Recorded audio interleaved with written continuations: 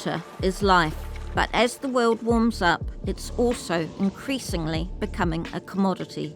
For example, the Nasdaq Vélez California Water Index Futures was launched in 2020, allowing investors, farmers, and municipalities to bet on the forward cost of water in California and hedge against any price rises. Australian farmers are also trading water in a $1.4 billion market in allocations from the sprawling Murray-Darling River Basin.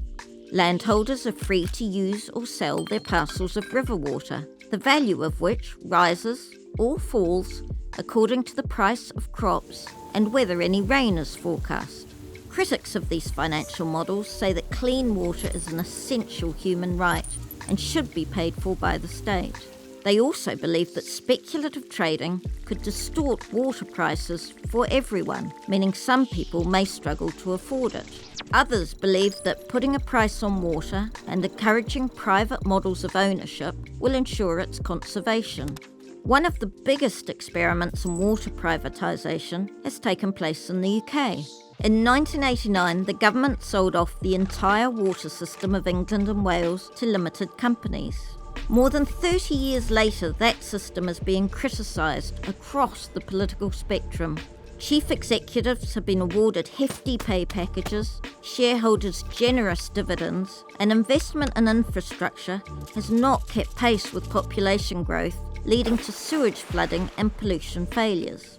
Just 14% of rivers meet the minimum European standards for water quality, for example.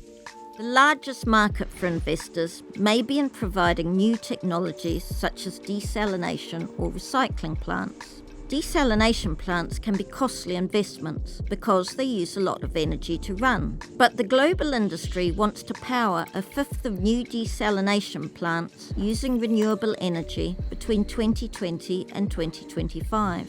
Other innovations include the seawater greenhouse, which uses seawater and solar power to create cooler, more humid conditions for greenhouse cultivated crops in arid regions.